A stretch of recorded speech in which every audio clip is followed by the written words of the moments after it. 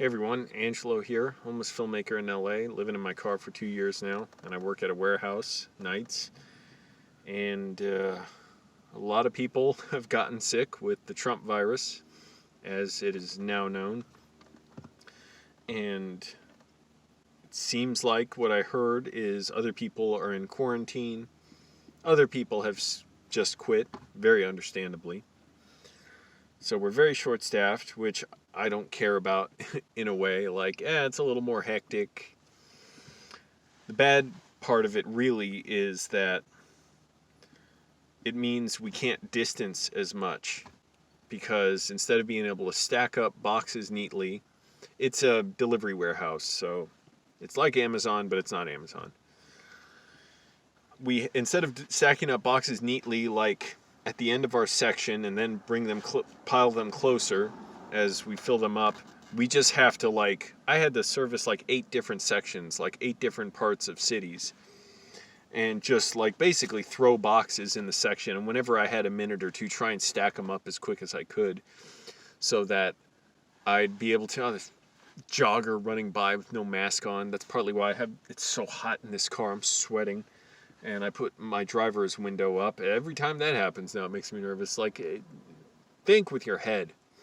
And that's part of the point of this video. But anyways, when we throw the packages on the ground, they're all spread out. They're not stacked up away from us. That means when the drivers come to put them in their vehicles, they have to get closer to us, and they're definitely not mindful of social distancing. Basically, nobody really is, but at least when it's understaffed, it is social distance. I'm not glad about anybody getting sick. People quitting, good for them. But people quarantining as well, that's serious. That's not good when people are potentially exposed to a deadly infectious disease. And I've been trying to say stuff to my employers. They're basically just brushing off all my concerns. They've said, yeah, a little bit here and there. Oh, yeah, we take it seriously and all. And then there's no enforcement.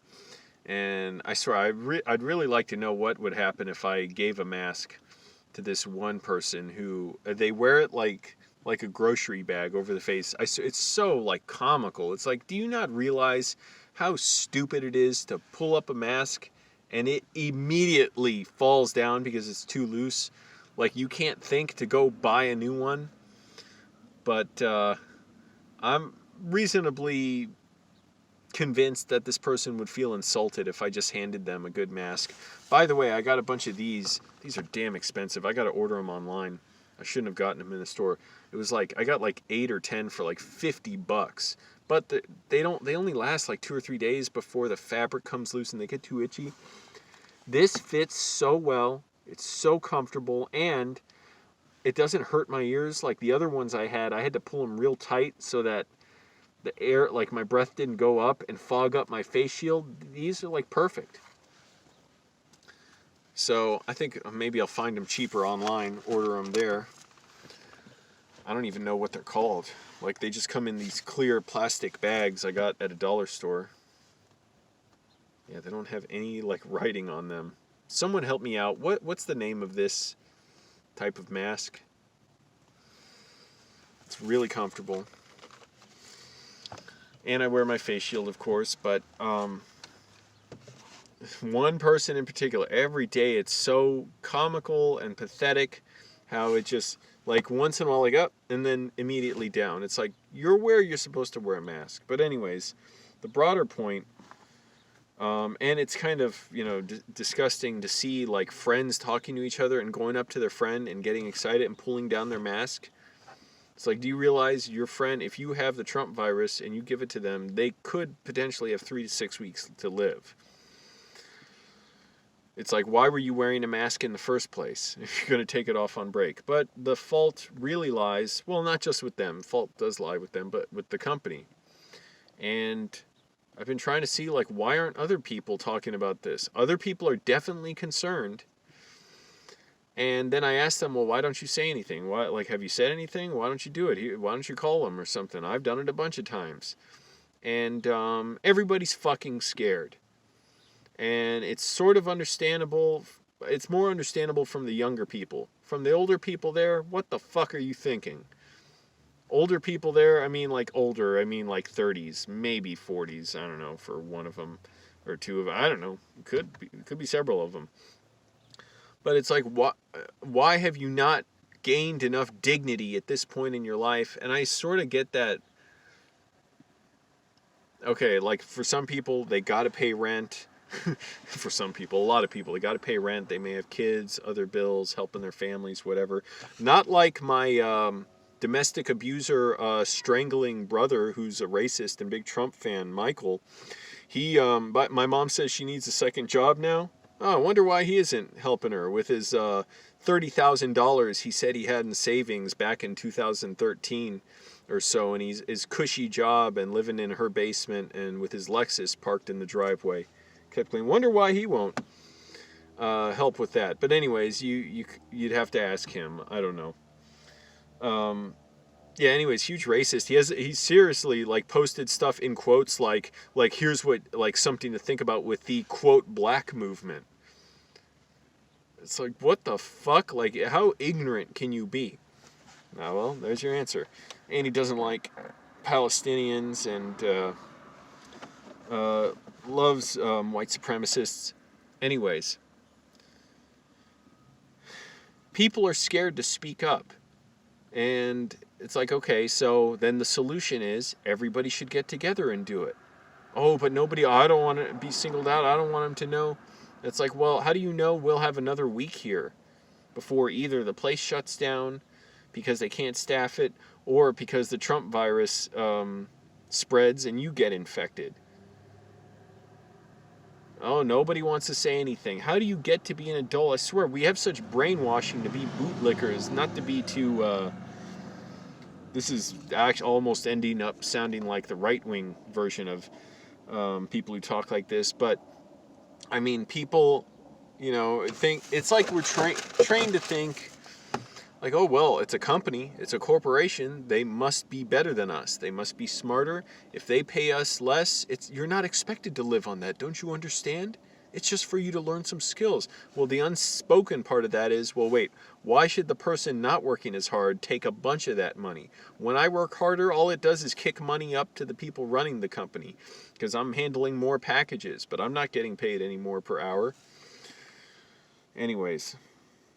So why don't people do that? Why don't people get together then? Okay, it works. Spread this video among your coworkers, by the way, because I'm like the only one speaking up at my job as far as I know. I can't get time to talk to many people because to try and get mask enforcement. That's the big thing I've been on them about. And now I'm asking for more ventilation. They have fans there. They have doors. They don't open them. They don't run the fans when it's cold. Yeah, you don't run them high speed, but run them a little bit to get more ventilation.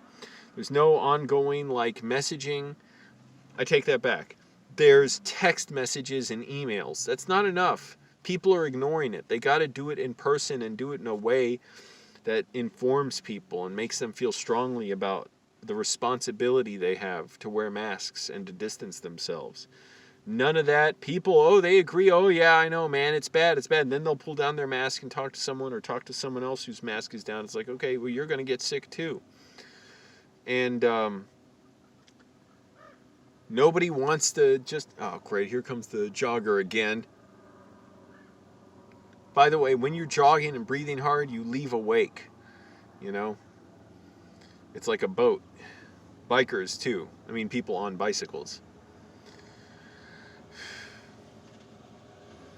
Anyways, that makes me a little nervous right now, experiencing that. I'm taking my temperature every day. I can still taste things. I wear my face shield and mask pretty much everywhere I go. But why don't people speak up together then, if that's what it takes? Because employers are scared of that. That's why they retaliate. Well, I get it. It's because people are scared. That's why I didn't want to do it much when I didn't agree with stuff at previous jobs, because I was like, well, I need this job. I don't want to, go against the bosses. I got to be around them all the time. Now, I'm like, I don't care. I couldn't live with myself if I didn't say anything. So Maybe share this with your coworkers. Share this with people, because I get it. I get the need to pay bills and all, and even though I don't pay a ton of them now, it's still expensive to live in my car. But especially eating out all the time. But people still need to do it. So maybe this would be like the point at which, especially now when they're going to give us $600 in relief, that's so little, to start talking about, organizing with your coworkers, making demands for a safer workplace, for better working conditions, for social distancing, for breaks, for even better pay. And also the idea of a general strike. Just shut the country down. Now, you can't do that all haphazard. You got to organize it, have a plan, all that. But that would get things to change pretty quickly, I would think. People don't want to do it because, nobody wants to be the lone person doing it and not having any support. So people have to talk about how they're going to support each other and stuff before it happens. But I can't stand this fear, this cowardice of going about speaking up to employers. It totally makes sense. And on the other hand, I keep looking at my left ear like, is it sticking out? Because I wore that mask so tight it kept pulling it forward? I feel like it is. Or it's my imagination. It's probably my imagination. There we go. Put it back in the right place. But maybe this video will get people talking about it. Show this with your coworkers. Because I get it. I got to survive too. Even though it'll be easier for me to survive. But yet, there's not many jobs. So, if I don't get this job, yeah, I could survive for maybe 2 or 3 months on what I've made so far. And yet, 2 or 3 months from now, this pandemic's still going to go on. And there's still not going to be many jobs, and it could be way worse in LA, and then I'd be really screwed. But as it is, there's constant opportunities for exposure to the Trump virus right now. So people have to get together, agree to do this. Tell them Angelo sent you to do it. Show this to your coworkers if it helps. All right.